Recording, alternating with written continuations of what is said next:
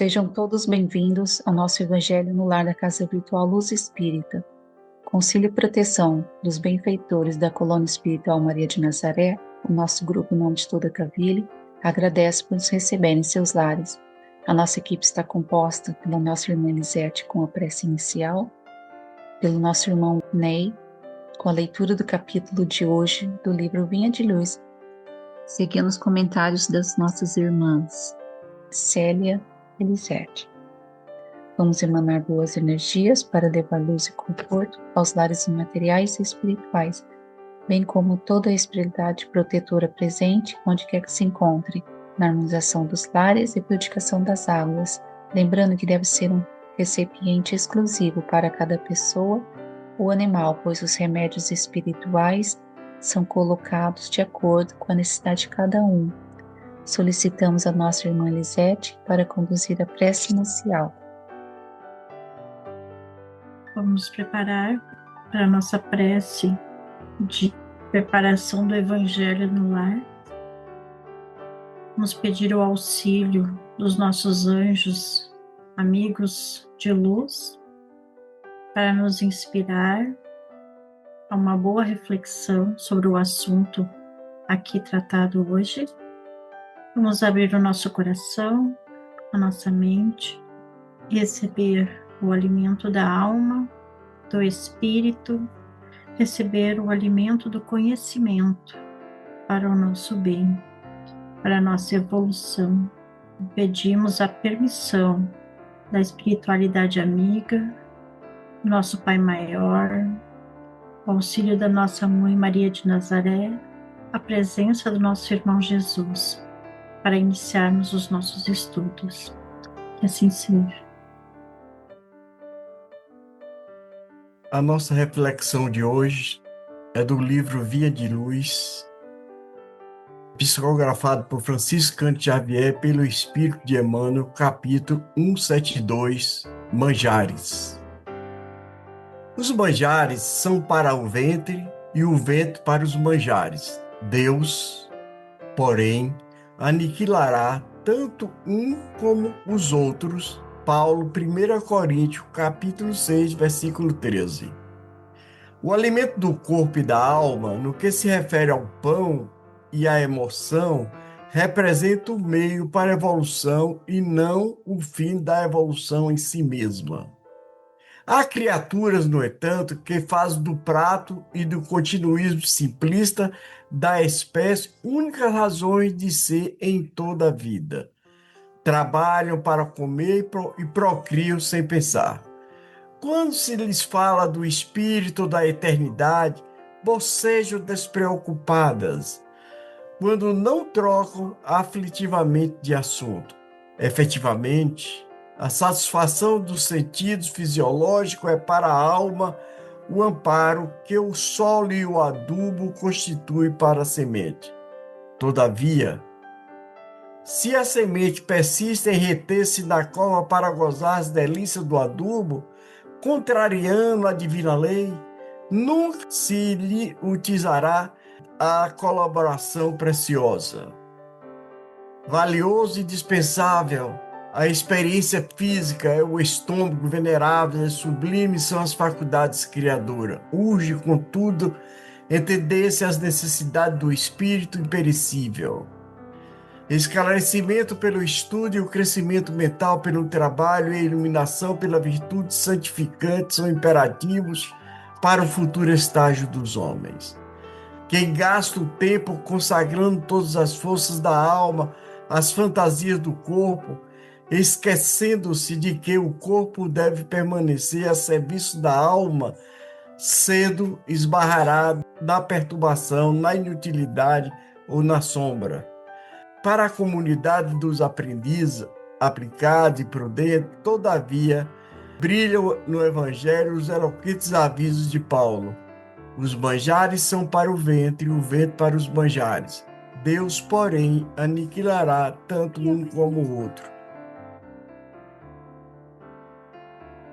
Esse capítulo de Vinha de Luz, ditado pelo Espírito de Emmanuel, é um convite à reflexão sobre a função transitória das necessidades do corpo e a primazia das necessidades do espírito.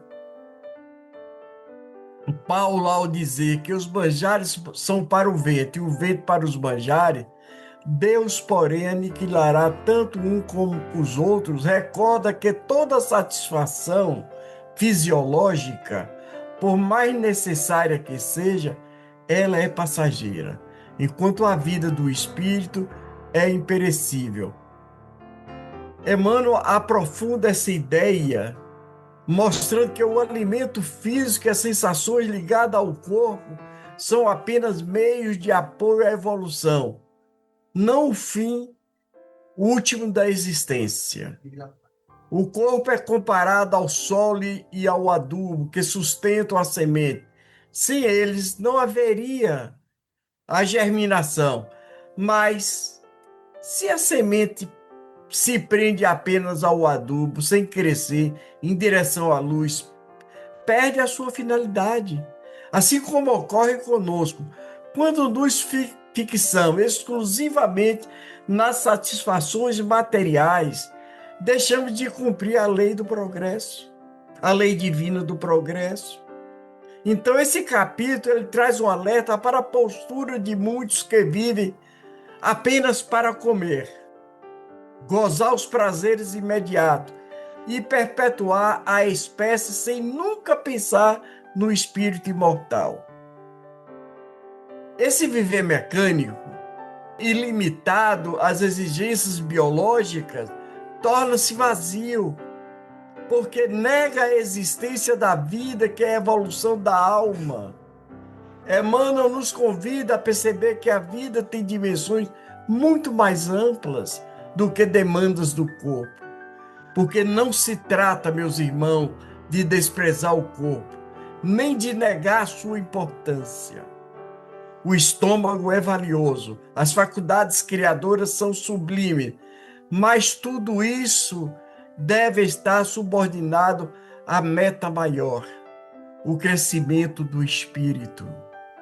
O perigo está em inverter os papéis, colocando o corpo como senhor e a alma como serva, quando em verdade o corpo é o instrumento da alma no aprendizado terreno. Emmanuel nos lembra que as verdadeiras necessidades do espírito são o esclarecimento pelo estudo, o crescimento mental pelo trabalho e a iluminação pela virtude. São essas conquistas que não perecem e que nos acompanham além da morte, e o que constitui a verdadeira herança do ser. Enquanto o corpo se desfaz com o tempo, os valores espirituais permanecem como patrimônio eterno. Quem consome a vida centrado apenas nas fantasias e exigências do corpo, inevitavelmente, meus irmãos, se depara com frustração. Mais cedo ou mais tarde, a saúde falha, os prazeres cessam, a juventude passa e a criatura percebe que investiu todas as suas forças em algo que se desfaz. O resultado é a perturbação, é a sombra, porque não se constituiu ou não construiu para o espírito. É a advertência firme de Emmanuel.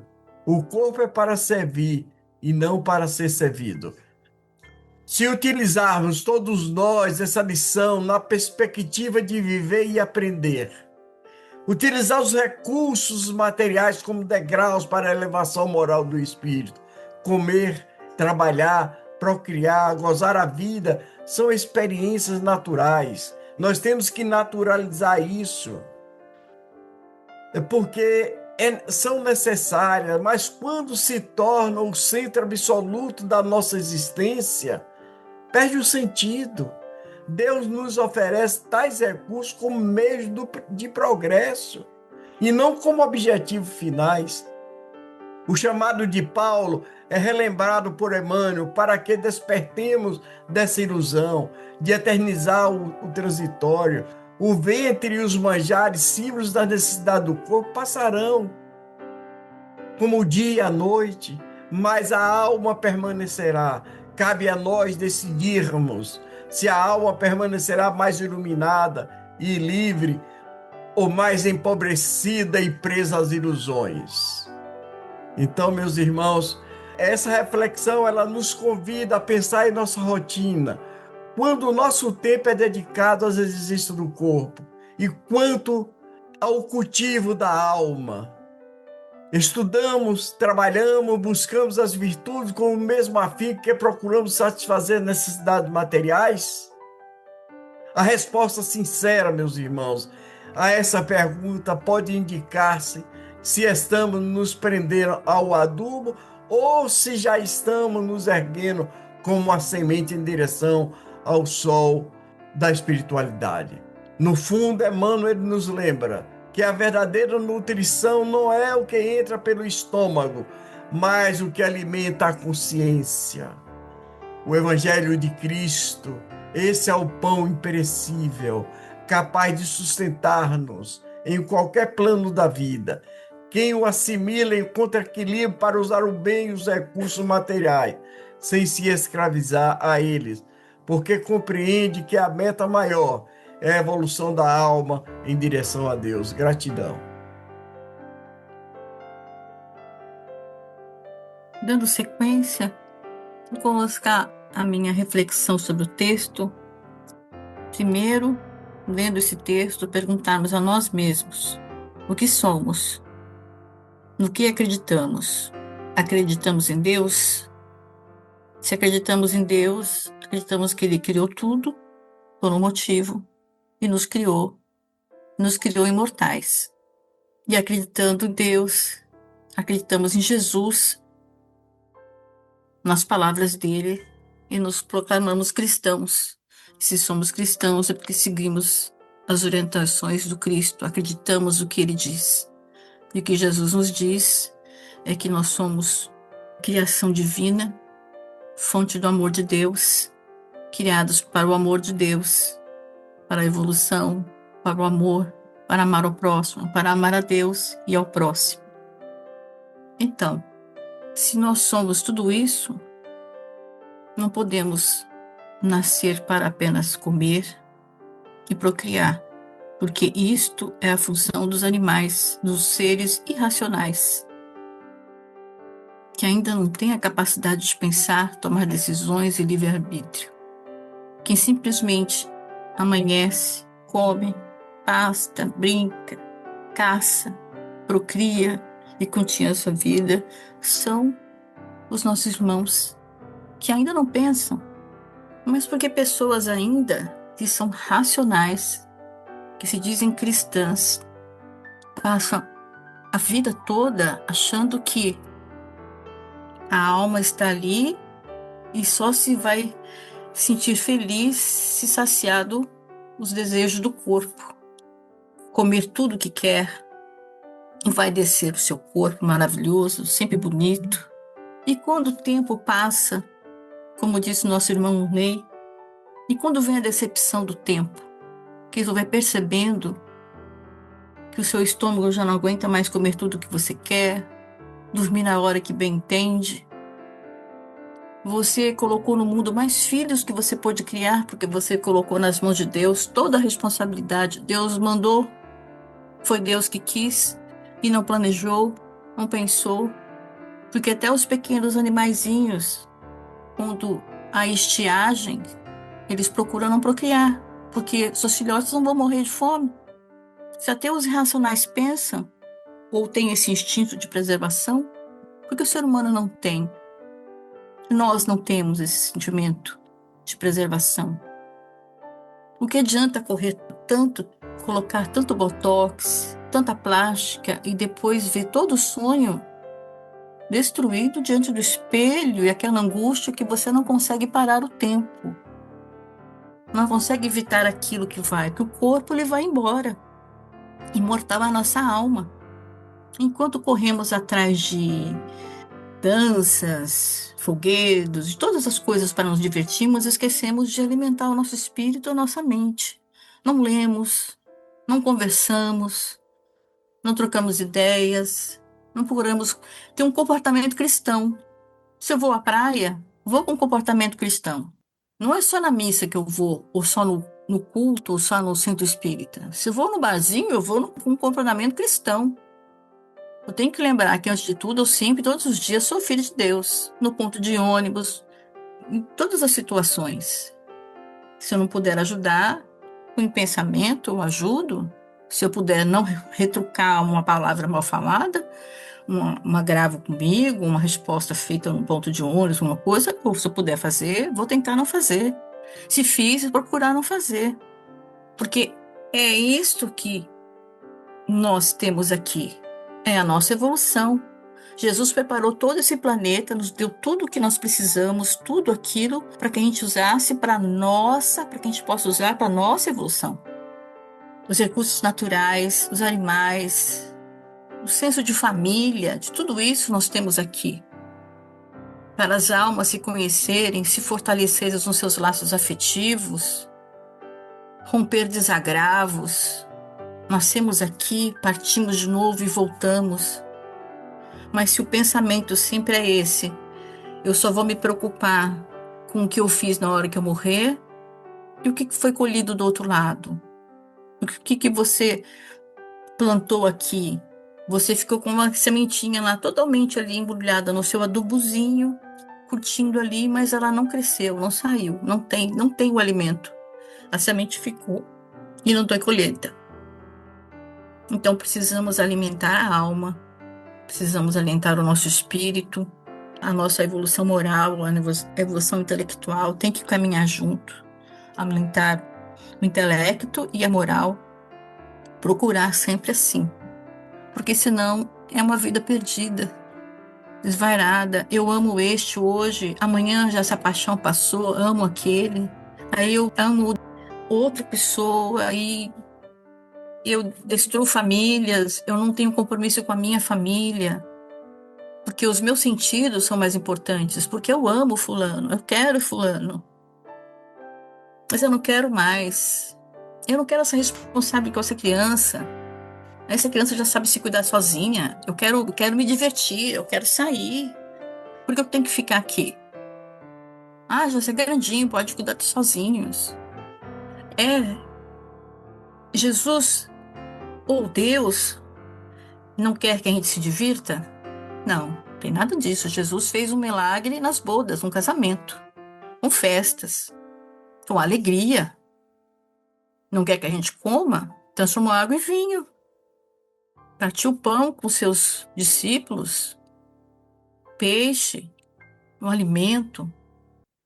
Não quer dizer que a gente não tenha que comer, se vestir, se cuidar do corpo, cuidar do cabelo, ter desmanzelo. Duvido que Maria andava desarrumada, que Jesus andava desmantelado, que ele não fosse zeloso pelo corpo que Deus lhe deu, pela sua aparência. Mas mais que isso, nós temos que ser zelosos pela nossa alma, pela nossa mente. Temos responsabilidade na nossa mente, porque em volta de nós existem outras pessoas também. Nós somos responsáveis pela influência que nós damos às outras pessoas, o exemplo que damos e aquilo que não fazemos, que tínhamos que fazer aqui e que outras pessoas deveriam esperar de nós o auxílio e não cumprimos nessa vida. Ficamos em falta. Então a gente pode se divertir, a gente pode rir, pode brincar, mas lembrando sempre que a gente tem responsabilidade. Nós temos sofrimentos nessa vida porque a vida é atribulada, a gente lida com todo tipo de pessoas, todas as pessoas lidam conosco. Então sempre vai haver tribulação, mas momentos de felicidade. Não quer dizer que temos que ser tristes, viver em silêncio, viver em penitência. Nós temos que viver com alegria no coração, com amor, procurar ser o mais possível feliz, porque é assim que a gente vai sustentando a nossa alma, é assim que a gente vai colocando no estômagozinho do nosso espírito o amor, a luz, a fortaleza que temos com as pessoas que a gente ama, com as pessoas que vão deixando de não gostar da gente, com as antipatias que a gente vai quebrando, as amizades que a gente vai agariando todos os dias. Então, para a gente não ter esse pensamento de apenas viver aqui, comer, procriar, se divertir, e amanhã será um novo dia. Vamos pensar com pensamentos cristãos. Pensar como Jesus faria se ele estivesse vivendo aqui, tivesse que viver, ou como ele viveu nas vidas dele para conseguir chegar ao Cristo, ser o Cristo. Que possamos todos refletir sempre isto. Como Jesus conseguiu alcançar a meta de ser um Cristo, estar aqui nos auxiliando e ser tão puro amor. Que a gente possa, dentro do nosso coração, buscar essa meta de cada vez mais tentar se identificar com os desejos de Jesus. Gratidão. O texto, ele argumenta que, embora as necessidades físicas, comida e procriação, sejam importantes, a busca exclusiva do prazer físico, ela impede o desenvolvimento espiritual. A satisfação dos sentidos é apenas um meio para a evolução, não o fim. Priorizar o espiritual através do estudo, do trabalho e virtude é crucial, pois o corpo e suas necessidades serão suplantadas conforme a citação de Paulo. Deus aniquilará tanto o corpo quanto os prazeres físicos. O manjar espiritual, ele é um alimento que fortalece o espírito, seja em uma oração, um ensinamento ou a presença divina. E assim como devemos cuidar de alimentar nosso corpo com os alimentos saudáveis, assim como devemos cuidar do alimento da alma, do alimento que nos faz evoluir, crescer. A escolha do alimento do corpo, das necessidades que temos, dos desejos carnais, sem utilidades nenhuma, para nós entender o que é necessário para a nossa evolução, precisamos ter um corpo com equilíbrio, na dose certa, sem excessos, e saber o que realmente é bom e o que é supérfluo.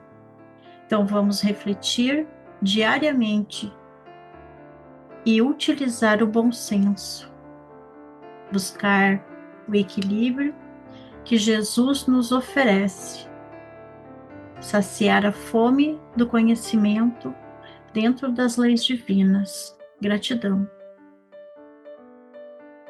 Com os entendimentos tão bem explanados por nossos irmãos, vamos procurar interiorizar o que nos foi apresentado, refletir intimamente por alguns instantes.